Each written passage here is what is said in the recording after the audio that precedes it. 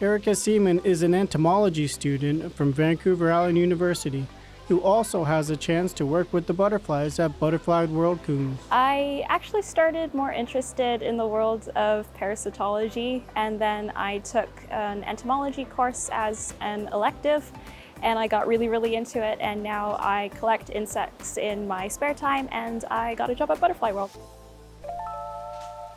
I absolutely love it. I've got a better appreciation for the creatures and also where they come from and their life cycles in general, because all of them are very different.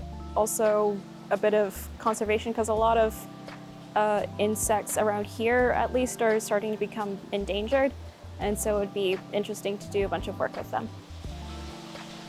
Butterflies and moths are beautiful in their own way, but their differences are what makes them so unique. I'd say they're the most easily recognizable of any of the insects that exist, and they hold a lot of beauty to them, as well as the moths that we get sometimes. Main difference between a moth and a butterfly is moths are nocturnal, whereas butterflies are diurnal.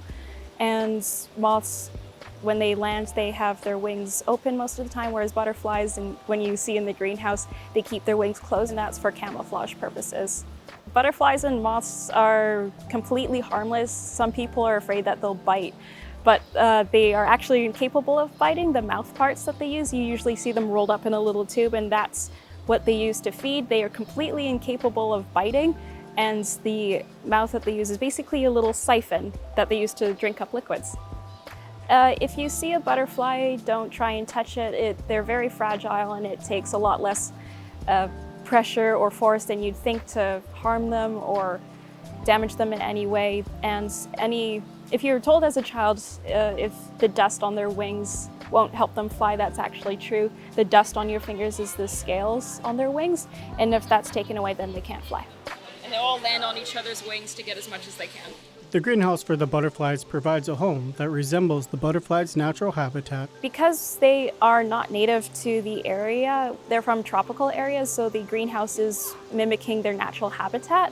So it's about 28 degrees centigrade, and the humidity is about 85%. So what they normally experience, we get them from Southeast Asia and South America.